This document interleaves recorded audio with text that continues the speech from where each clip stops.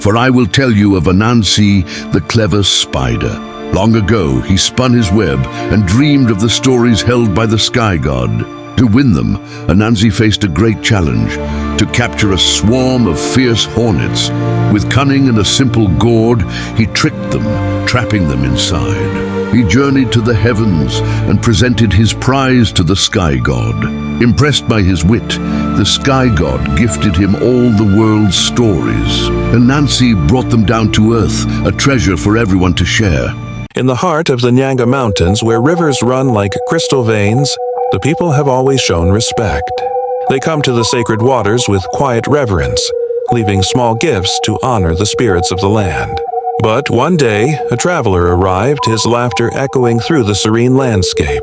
He scoffed at the sacred spring, seeing only water and rock, blind to the ancient power that dwelled within. With a final careless gesture, he tossed a plastic bottle into the pristine pool, defiling its purity.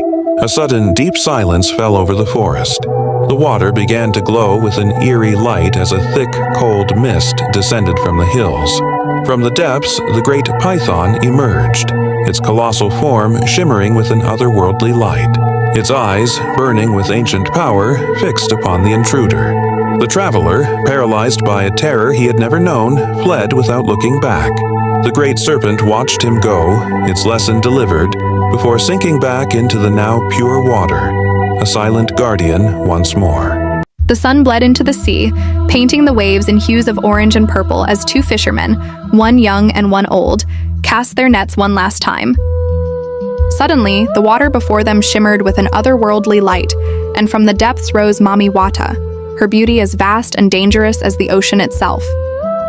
She held forth a chest overflowing with gold and jewels, a king's ransom for the taking. The younger fisherman, his heart burning with ambition, greedily lunged for the treasure. The older man, however, simply bowed his head, his spirit content with the life he had. Years passed, and the first fisherman became a wealthy king, yet his gilded throne was a lonely island, his eyes forever haunted. The second fisherman remained a humble man, rich in the laughter of his children and grandchildren, his heart as full as the nets he cast each day. In the vast, sun-drenched landscapes of Namibia, the Himba people hold a sacred connection to fire, a bond passed down through generations. One day, a mother holds her newborn close. As the baby opens its eyes, they reveal a faint, warm, red glow, a sign of a special destiny. Now older, the child places a hand on a restless goat, instantly calming it. They point to the sky, and rain clouds gather where none were before. As the fire child sleeps, dreamlike visions of a successful hunt flicker, guiding the community's fortune.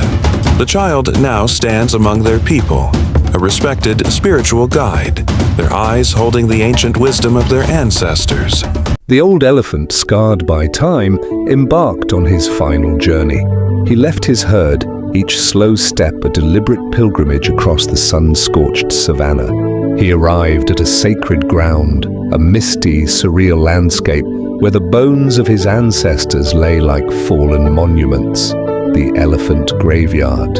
A poacher, driven by greed, breached the sanctum. As he reached for the ivory, spectral Oloiboni spirits emerged from the fog, and a ghostly herd charged in silence. Terrified, the poacher fled, lost forever in the mists, a trespasser forever banished. Deep within the Congo basin lie ancient moss-covered stones. A village elder gently touches one, and it hums with a musical note.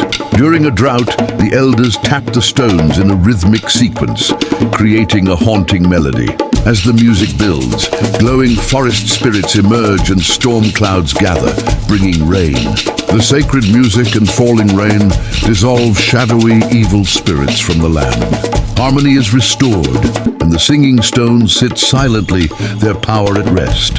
The night is a velvet blanket over the Malawian village, a deep, moonless quiet. But then, a sharp bark shatters the peace, ending in a soft whimper that fades into the dark. A stone clatters against a tin roof, a sudden, jarring sound in the stillness. A door creaks open, and a fearful face peers into the shadows, finding nothing but the familiar shapes of the village, now twisted into menacing forms.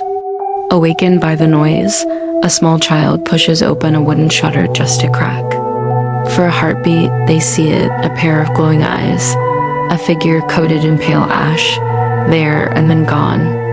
A blur of white flashes past the edge of the frame, moving with an impossible, inhuman speed against the deep black of the night.